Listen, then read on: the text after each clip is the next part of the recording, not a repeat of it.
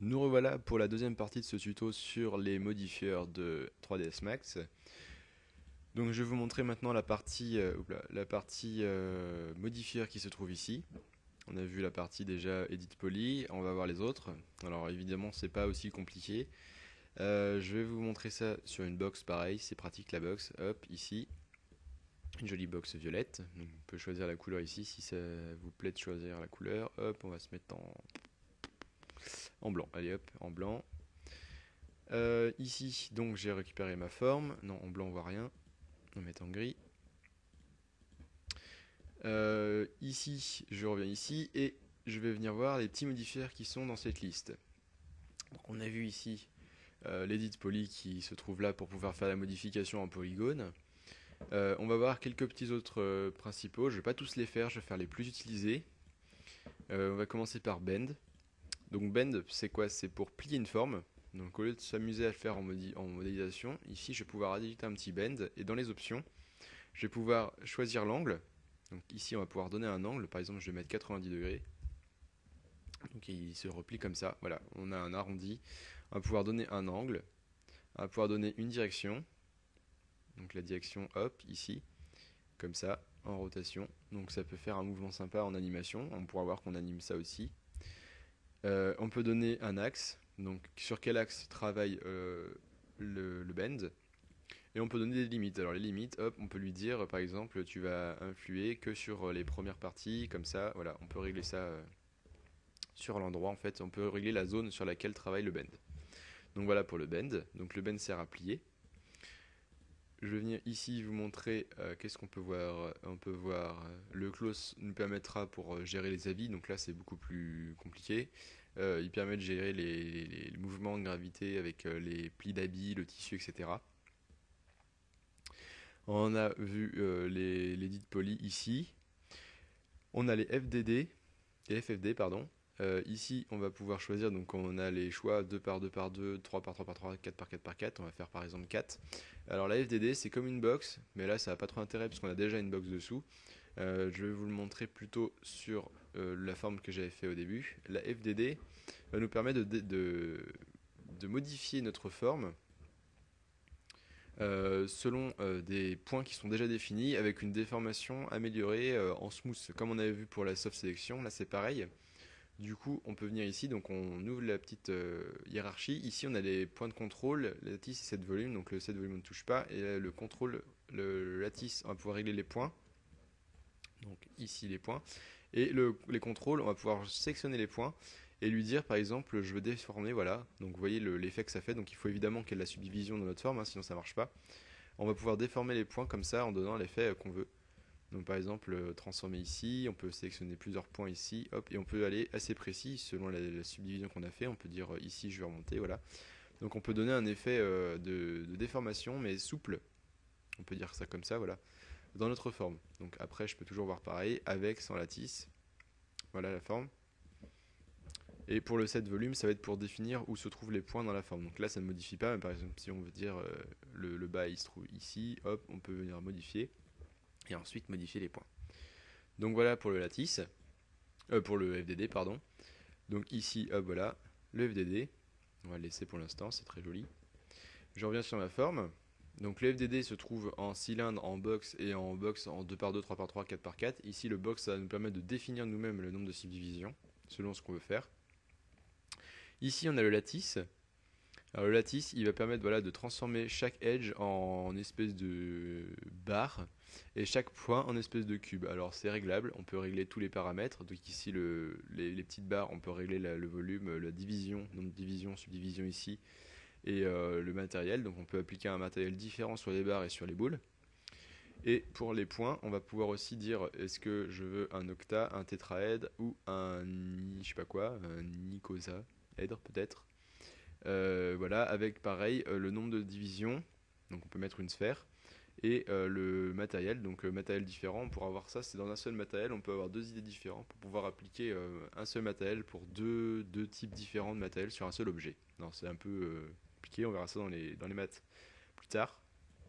On peut aussi choisir ici si on veut que les barres, que les boules, voilà, ou les deux. Donc ça peut servir à faire une grille par exemple. Il suffit de faire une box, du coup, vous voyez une box et hop, ça transforme en grille. Donc paramétrable, c'est pas mal, ça évite de perdre du temps à faire une grille nous-mêmes. Donc le lattice.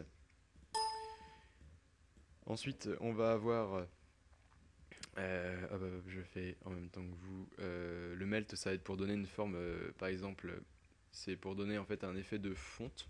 Donc selon les paramètres prédéfinis de glace, de verre, de gelée ou de plastique. Par exemple, si je veux de la gelée et que je dis par exemple en niveau, je dis je veux hop, voilà. Donc vous voyez, en fait, je vous montre la forme en animation, ce serait mieux. Si par exemple c'est 45 ou 50%, voilà. J'ai une déformation qui va suivre, selon la gravité, la forme d'une d'une gelée. Donc pareil pour le plastique, ça va pas être la même forme, voilà. Le plastique va fondre comme ça, c'est d'une fonte en fait. La glace va fondre comme ceci, voilà. En fait, ça garde la forme d'une fonte. Et je peux aussi jouer sur voilà, l'étalement. Ça, en fait, ça simule la fonte d'un objet. Donc après, je peux régler mes petits paramètres moi-même. Je peux choisir l'axe sur lequel ça va agir et je peux choisir la force sur la puissance que ça va, voilà, que ça va donner sur l'étalement. Donc le melt, je ne sais pas si vous l'aurez à l'utiliser. Il peut être pratique pour quelques petites déformations. On a le morpheur. Alors le morpheur, ça sera utilisé plus tard, mais ça c'est pas mal aussi. C'est pour deux objets différents. Je vais pouvoir faire une transition entre chaque. Alors il faut absolument que les deux objets soient similaires. Donc là par exemple je vais vous proposer de prendre la forme et de la sélectionner, de faire un petit image enfoncé et de le déplacer pour faire la même chose. Donc ici on va nommer cette box la box 1, donc boîte 1. Et là on va nommer cette boîte la boîte transformée. Donc la boîte transformée, on va la déformer comme on le veut. Donc il faut surtout qu'il y ait le même nombre de vertex, sinon ça ne marche pas. Donc là je le fais vite fait, je vous montre, par exemple je dis je veux un point ici, hop, un point ici, un point ici. Donc je fais la modification que j'ai envie. Et en fait le morpheur va nous permettre de passer proportionnellement d'une forme à l'autre. Donc ici je vais venir chercher le petit empty, je vais lui dire que je veux cette forme là. Donc ici je vais faire clic droit, pick from scene, et je vais venir sélectionner l'autre objet. Et je me suis loupé, non c'est bon. Transforme. Et du coup, ici, ma forme, je vais pouvoir l'animer. Donc, ce qui est bien, c'est qu'on peut rajouter plusieurs formes. Donc ici, je peux faire une modif, deux modifs avec d'autres boîtes. Et je vais pouvoir venir faire une transition, voilà, entre la première boîte et la boîte qui a été modifiée. Donc, ce qui est bien, c'est que justement, comme je vous disais, je peux faire ça sur plusieurs formes. Si ici, j'en fais une deuxième, donc hop, merde, que je mets ici. Donc ça va permettre pas mal d'animer des choses. Par exemple, les personnages. Merci pour les mails. Pour les petits personnages, quand j'ai fait un personnage, pouvoir animer par exemple une boîte qui va gérer la bouche, une boîte qui va gérer les yeux, une boîte qui va gérer les mouvements, etc. Donc ici, je vais faire ma transformation 2. Voilà. Et je vais pouvoir dire par exemple, celle-ci, elle va s'écraser. Voilà. Ici, je vais venir dans mon modifier, je vais faire clic droit, pick from scene, cliquer ici. Et du coup, je vais pouvoir d'un côté ici jouer sur le pourcentage de ma première boîte et de l'autre côté jouer sur le pourcentage, et pourquoi ça ne marche pas, de ma deuxième boîte. Pourquoi ça ne fonctionne pas? C'est parce que j'ai fait un scale et que le scale ça ne marche pas. Parce que non, j'ai le morpheur ici qui ne sert à rien. Ici, si je fais ça, non, ça marche toujours pas. Bon, je recommence. Pourquoi il ne veut pas? Parce que je suis en box. Il faut être en état poly, évidemment. En box, il ne me voit pas les mêmes subdivisions. Il faut que je sois en edit poly. Voilà. Donc là, j'ai que du polygone, hein, très important, vous voyez. Ici, je vais pick from scene. Ici, hop, si je fais ça, ça ne marche toujours pas. Alors, qu'est-ce que j'ai pas fait de bien? Ici, j'ai les deux mêmes, évidemment, ça marchera pas. Non, il veut pas. Il veut pas, il veut pas. Je ne sais pas pourquoi. Peut-être parce que j'ai fait avec un scale. Un scale ne doit pas marcher, donc il faut le modifier à la main. Voilà. Donc si je modifie celui-ci à la main, que je dis hop, edit poly, que je dis que je veux ces edges, hop. Voilà, là ça devrait marcher. Ici, je viens piquer mon objet. Ici, si je fais cette transformation là, voilà. Donc ici, je vais pouvoir modifier ici comme ça. Et ici, je vais pouvoir modifier avec l'autre forme. Donc ça permet de faire des mélanges entre plusieurs modifications. Voilà. C'était un peu laborieux, mais ça marche. Donc voilà pour la modifieur. Je vire mes petits objets. Donc je reviens sur mon cube. Et je vais voir ce qu'il y a après. J'étais rendu au morpheur. Donc le multires va nous permettre de détruire la forme. Alors là on n'a pas beaucoup de poly, mais ça peut servir parfois. On va venir ici générer le calcul, donc il calcule la forme qu'il y a, et après on va pouvoir jouer en pourcentage ou en nombre de points, réduire la forme pour avoir la même forme, enfin dans la mesure du possible, en supprimant le maximum d'edge et de points. Par exemple, si je reviens à 10, voilà, je me retrouve avec mon cube de base. Si je remonte, hop, je peux subdiviser. Donc ça permet, quand vous avez des objets trop lourds, de définir le nombre de subdivisions qui restent. Donc c'est multires ici. Il suffit de générer, pas obligé de générer, sinon on ne pourrait pas toucher les formes. Et après, de changer la résolution. Voilà. On a aussi le noise. Alors le noise, tout simple, hein, il va nous permettre de déformer sur les trois axes un peu l'objet. Donc si je dis par exemple, je veux que ça change sur 1 mètre ici, 1 mètre ici, bon on va faire sur les 3 et 1 mètre ici. Voilà, j'ai une déformation du noise, donc le bruit. Je vais pouvoir lui dire en fractal, si je veux qu'il déforme vraiment chacun, soit il va déformer sur les axes en souple, soit en fractal il va déformer sur chacun des petits edges, donc évidemment c'est plus violent. Je vais pouvoir choisir par exemple une petite modification comme ça, voilà.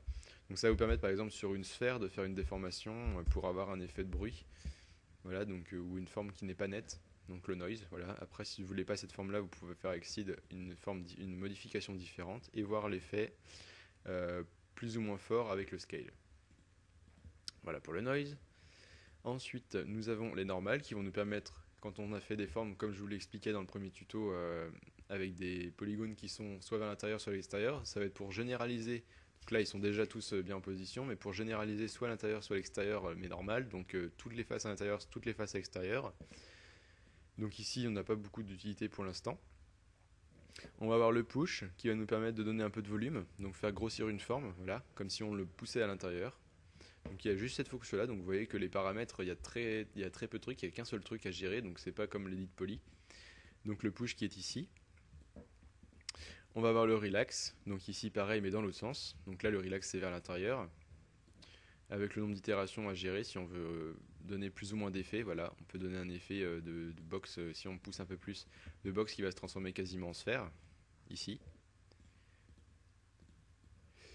Ensuite, on va avoir le shell. Alors le shell, ça c'est pratique. Alors là, ici on le voit pas.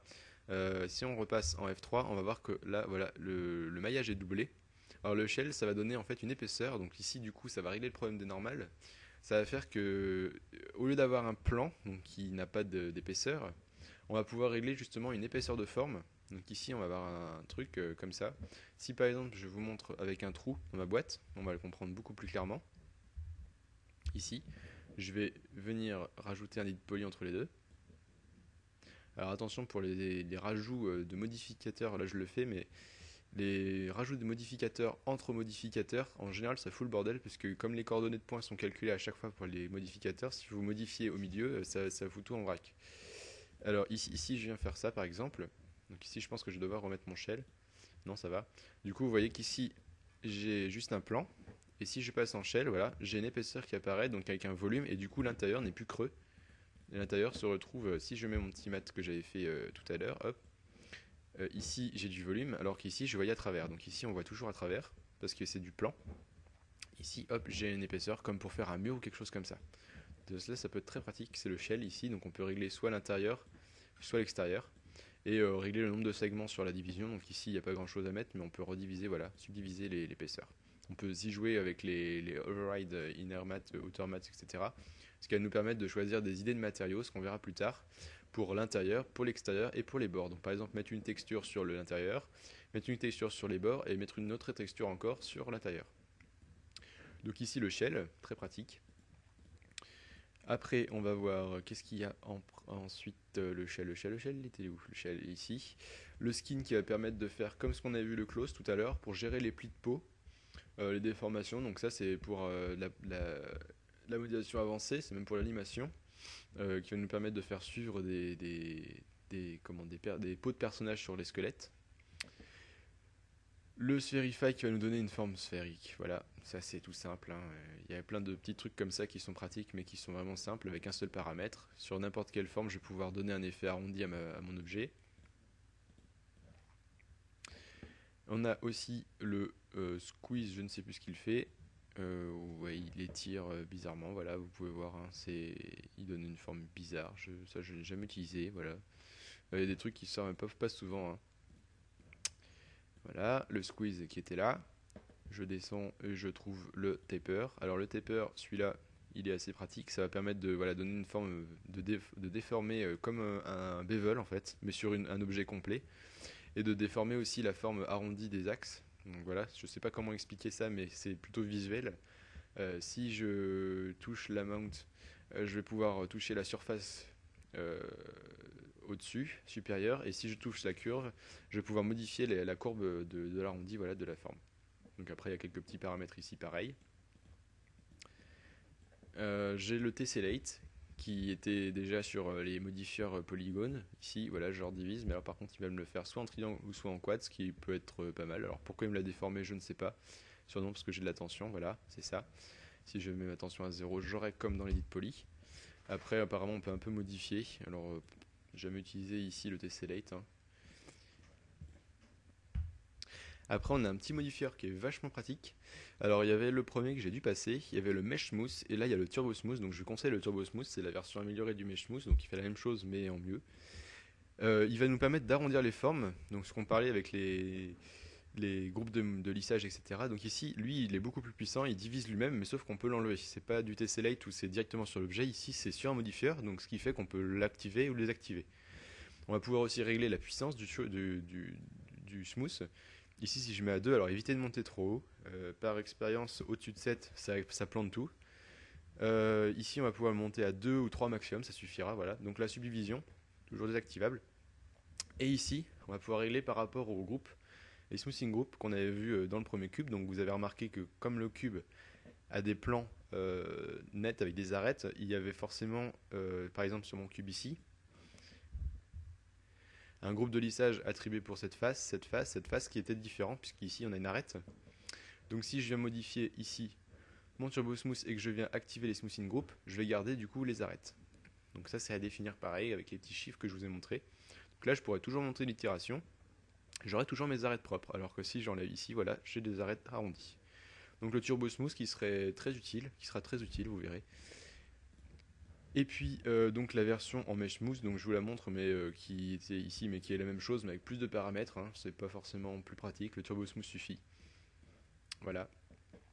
Le Turbo Smooth qui est ici. Le twist pour faire un twist, comme son nom l'indique, pour twister, pour arrondir. Donc on peut faire des petites choses sympatoches, donner des effets, voilà, de rotation à gérer. Je sais pas si ça sera forcément utilisable, hein. Voilà, c'est joli. Donc le twist. Et qu'est-ce qu'on peut voir ici? Alors les UV, ici toute la partie UV, ça sera pour développer les textures, mettre les textures, puisque les textures en fait s'appliquent sur un objet selon la coordonnée de chaque point. Donc si on commence à modifier un objet, les coordonnées de chaque point vont être étirées, donc la texture va être étirée. Donc ça va nous permettre de justement gérer cette chose et d'appliquer la texture, comme on verra plus tard dans l'éditeur d'UV, pour pouvoir gérer les textures propres. Donc ici. Et ensuite, ici, moi, ce sont des petits paramètres que j'ai en plus, vous ne l'avez pas, celui-là non plus. Et le wave pour créer des effets de vague. Alors, pareil, hein, si vous voulez tester, c'est pas forcément le truc que j'utilise tous les jours. On peut régler sur les deux axes, voilà, pour faire des effets de vague. Et aussi, on peut l'animer, je crois, voilà, on peut donner un effet de vague animé, voilà. Donc, le wave, et je crois que c'était le dernier modifieur qui était intéressant, enfin intéressant. Alors si, juste une petite chose, quand vous avez un objet qui plante, quand vous avez un objet qui vous fait des bugs dans tous les sens, qui déconne dans tous les sens, la petite astuce à pas oublier, ici je viens chercher le dernier des modifieurs, le Xform, donc il n'a pas de paramètres celui-là, mais en fait il se charge de tout remettre aux normes et de tout refaire, tout remettre bien toute la forme propre. Donc vous le mettez ici et vous faites un collapse all, donc clic droit collapse all et hop il vous écrase tout, alors il passe en mèche, on le passe en poly, alors je vais un peu vite, je vous remonte. Je viens chercher mon petit edit form, voilà. Je l'applique juste, je me soucie pas de comment il fonctionne, etc. Il n'y a pas de fonction de toute façon, donc son paramétrage est automatique. Je viens ici, je fais Collapse To ou Collapse All, plutôt Collapse All. Je me retrouve par contre avec plus rien dans ma pile, juste un edit mesh. Ici l'edit mesh et je repasse en edit poly parce que j'ai plus de fonctions. Parce que comme je vous l'avais dit, l'edit mesh c'est l'ancêtre de l'edit poly. Voilà. Donc ici je suis sûr d'avoir une forme qui est compatible avec le logiciel, qui ne déconnera plus, qui est propre. Voilà. Donc c'était le dernier paramétrage. Xform ici en bas. Voilà. Donc on a vu les principaux modifieurs. Donc avec ça vous pouvez faire pas mal de choses. Après il y a plusieurs bidouilles qui sont un peu plus complexes ici. Il y en a par exemple le hair on fur pour mettre de la fourrure ou des cheveux ou des poils, etc. Donc là si vous voulez bidouiller allez-y, mais je ne vais pas faire d'explication là-dessus parce que c'est beaucoup trop long. Et qu'est-ce qu'on a d'autre? Je crois que ce sera tout. Ce sera tout. On va s'arrêter ici. Pour les petits modifiers, donc avec ça je pense que vous pouvez faire pas mal de choses déjà. Entre créer votre forme et modéliser ensuite et modifier, etc. Vous pouvez faire des petites choses sympas. Donc n'hésitez pas à montrer ce que vous faites quand vous faites des petites modos, quand vous avez suivi le tuto, pour voir que au moins le tuto vous aura servi et aura peut-être porté ses fruits, que vous aurez appris 3ds Max. Donc n'hésitez pas à me poster ça en commentaire, j'irai voir et je vous donnerai mon avis. En espérant que vous avez appris plein de choses, que vous allez vous en sortir. N'hésitez pas aussi à poser des questions si vous avez besoin. Et puis à bientôt pour un nouveau tuto sur 3ds Max. Salut, salut!